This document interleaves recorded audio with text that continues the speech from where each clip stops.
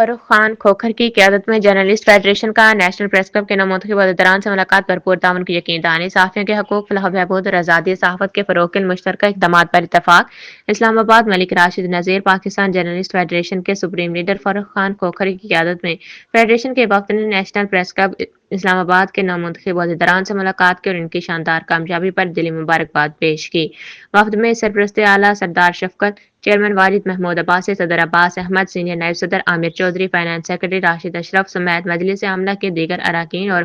Federation کے ممبران کی بڑی تعداد شامل تھی۔ اس موقع پر فاروق خان کھوکھر نے گفتگو کرتے ہوئے کہا کہ نیشنل پریس کلب کی نئی قیادت پر صحافی برادری کو بھرپور اعتماد ہے اور امید ہے کہ وہ صحافیوں کے مسائل کے حل، فلاح و بہبود اور پیشہ ورانہ ترقی کے لیے اپنی تمام تر صلاحیتوں کو بروئے کار لائیں گے۔ انہوں نے اس بات پر زور دیا کہ آزادی صحافت کا تحفظ اور صحافیوں کے حقوق کا دفاع وقت کی اہم ترین ضرورت ہے، جس کے لیے مشترکہ اور مؤثر اقدامات ناگزیر ہیں۔ فاروق خان کھوکھر کا مزید کہنا تھا کہ صحافتی اداروں کو مضبوط بنانے اور برادری میں اتحاد و یکجہتی کو فروغ دینے کے لیے باہمی تعاون کو مزید مستحکم کرنا ہوگا۔ انہوں نے یقین کا اظہار کیا کہ نیشنل پریس کلب کے نامنتخب عہدیداران ذمہ داری، دیانتداری اور پیشہ ورانہ مہارت کے ساتھ اپنے فرائض انجام دیں گے۔